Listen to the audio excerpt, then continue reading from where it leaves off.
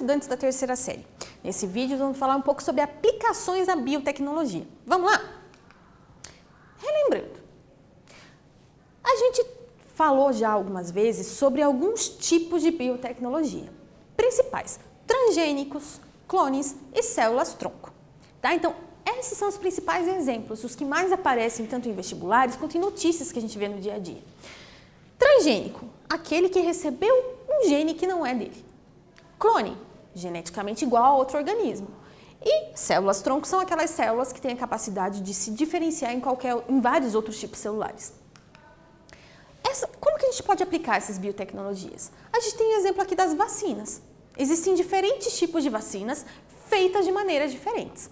Um exemplo aqui é a vacina de ácido nucleico, que pode ser tanto DNA quanto RNA. Qual que é a diferença das duas? Olha só, a vacina de DNA coloca para dentro do organismo, injeta ali dentro, uma partícula de DNA. Esse DNA vai transcrever um RNA mensageiro que vai produzir uma proteína do vírus, da bactéria que você está recebendo a vacina. E o corpo vai identificar aquilo como um agente estranho, um antígeno que ele tem que combater, então ele vai produzir anticorpos. No caso da vacina de RNA, você injeta direto o RNA mensageiro, que também vai produzir a proteína, também vai ser reconhecido pelo seu organismo como um corpo estranho, também vai produzir anticorpos.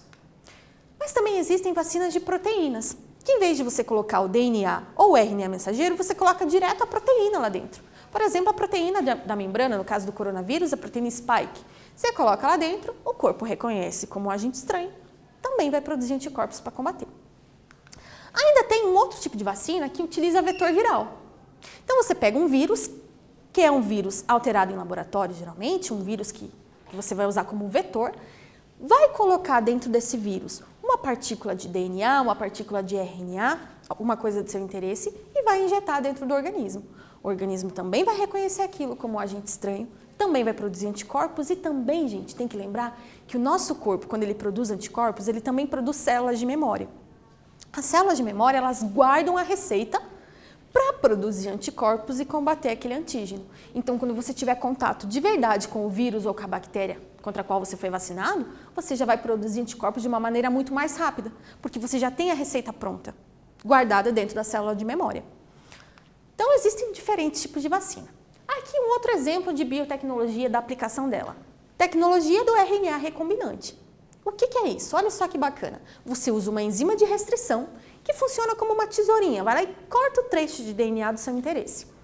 Essa enzima de restrição, então, cortou esse trecho, vai colocar esse trechinho num plasmídio, que é aquele DNA circular que algumas bactérias têm. Inseriu ali, esse gene, então, vai ser replicado, ele vai ser clonado, né? Vai induzir aquela bactéria a se reproduzir. Depois, lá no laboratório ainda vai selecionar aqueles plasmídios que estão mais bonitinhos, que estão mais certinhos, que deram certo, vai purificar isso em laboratório e vai utilizar para diferentes coisas. Que coisas?